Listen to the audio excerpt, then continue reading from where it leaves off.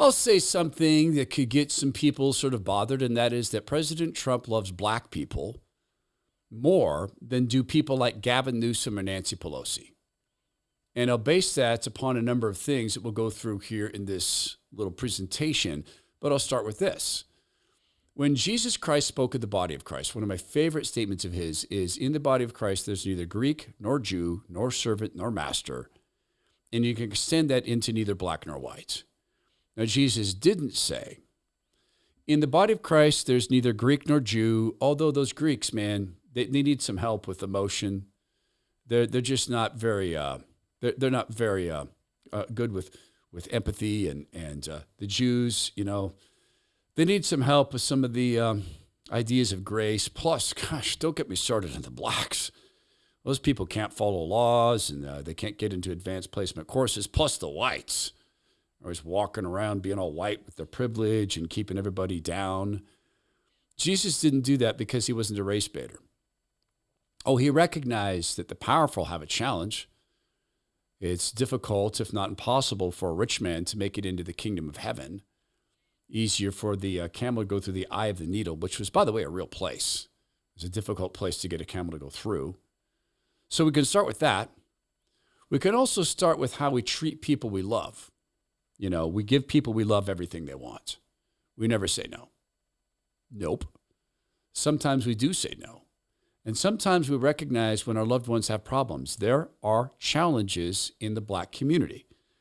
And government is responsible for a whole series of those challenges, such as the absence of black fathers.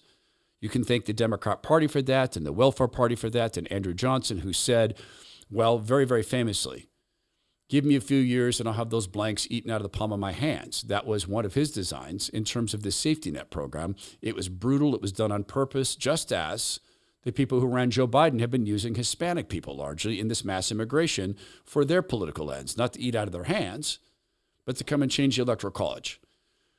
One hallmark of loving people is treating them equally.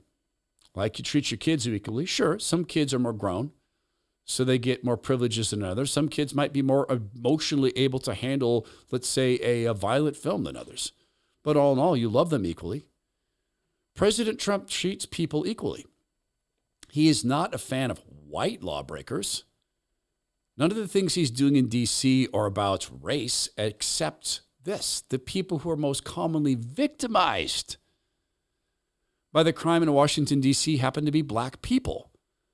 And President Trump's PR team knows exactly what they're doing here when they put out this video, that they know that they're taking the Democrats like Nancy Pelosi and Gavin Newsom and AOC and Eric Swalwell, all of whom have fallen for this. The fake conservative David Brooks fell for this.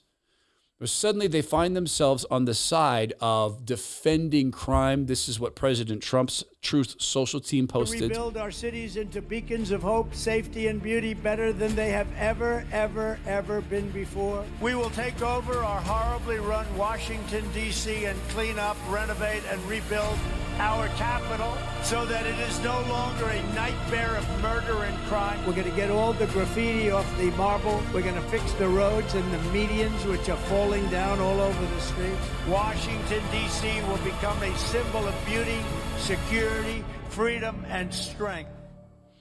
The White House puts that out. It's an official communication, went up on Truth Social, and they know what they're doing.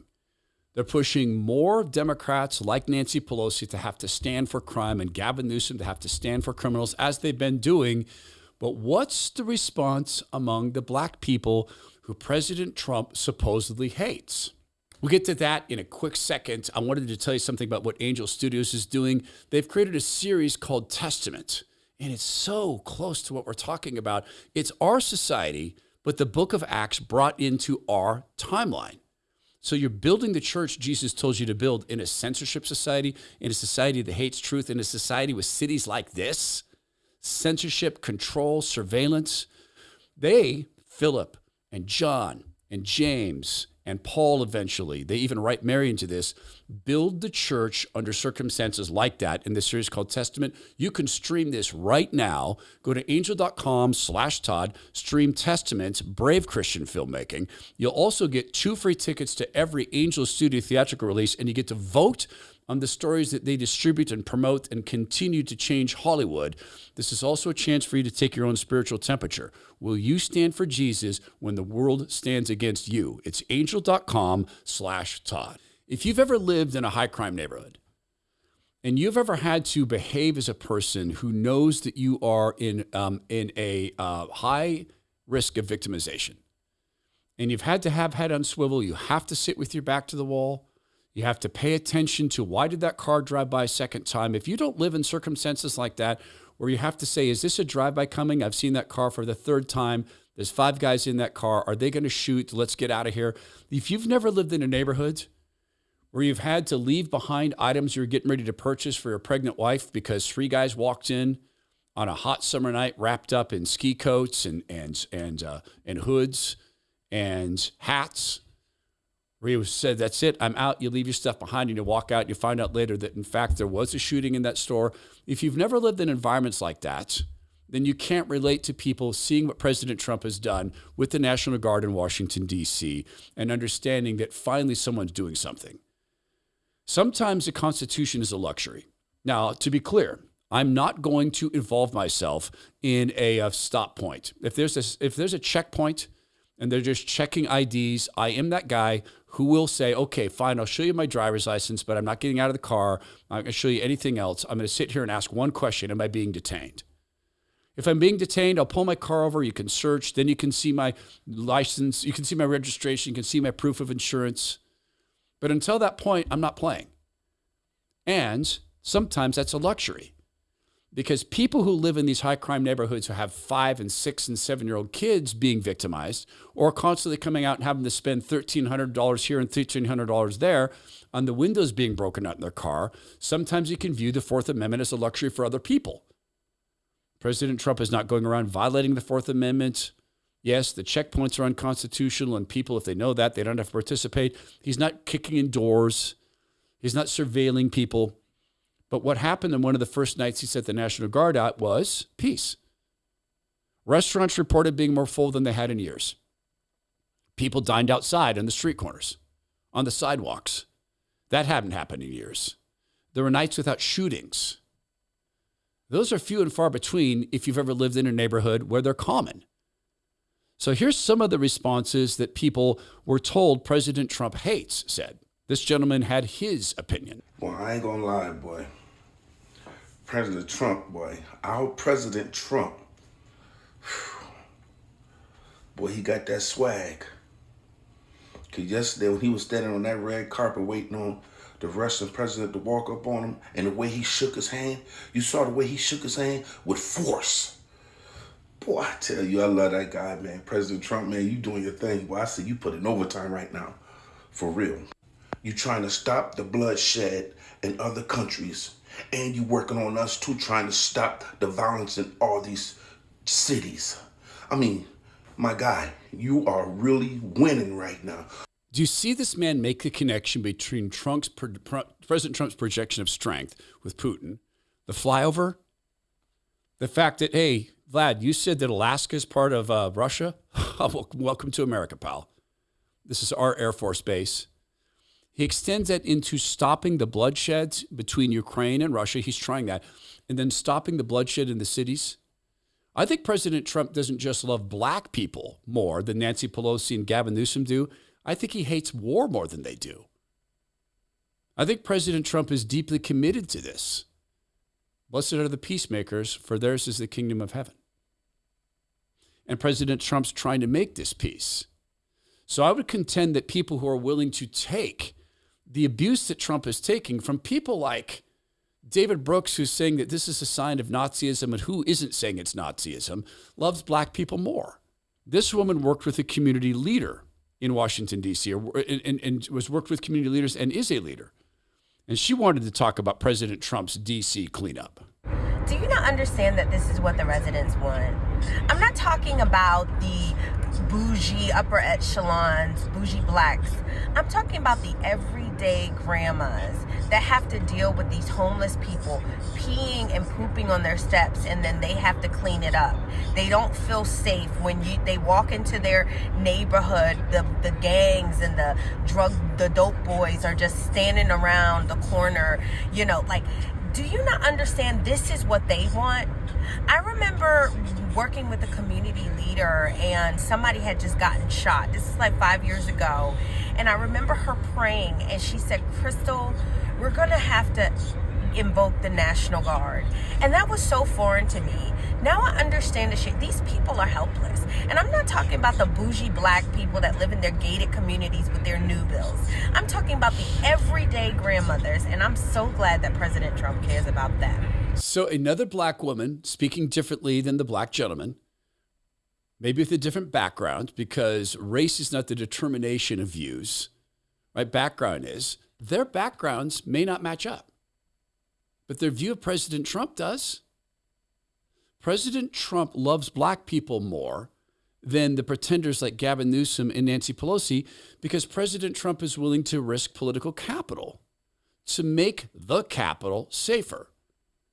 And if you've ever lived in a zone like this that is literally something that is becoming a war zone, then you'll recognize the signs. And some of the signs are this. There are suddenly areas of town where you don't go.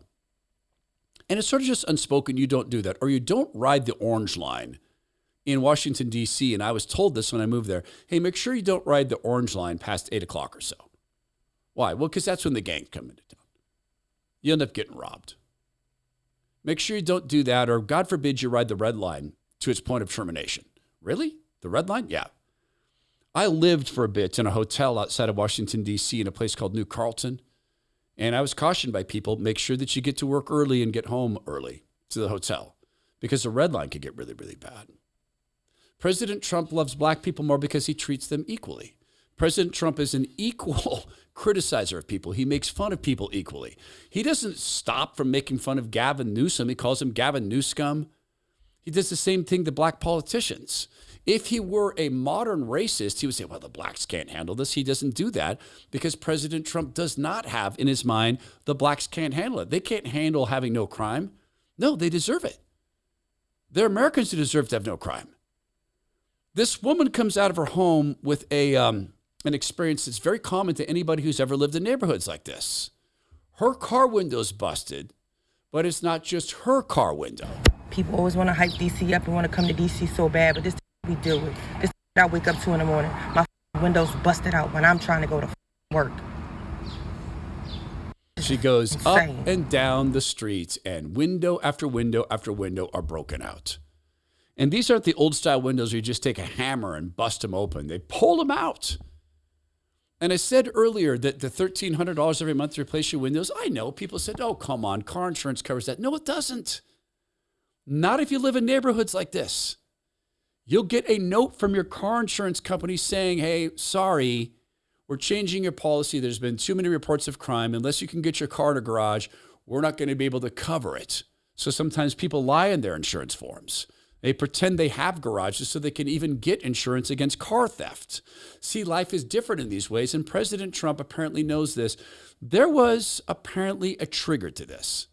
And this gentleman thinks he understands what ultimately pushed President Trump into bringing the National Guard into Washington, D.C. Oh, and by the way, he also happens to be black.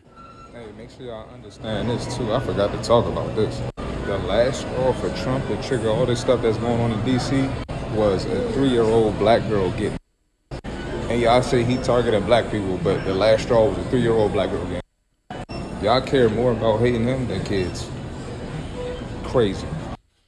If you've ever lived in a high crime neighborhood, if you've ever had to question why a car drove by for a second or third time, if you've ever been able to identify the gangsters when they walk up into a park and therefore get your kids and families out, then you can understand this. If you've ever been able to see the drive-by coming, then you understand this.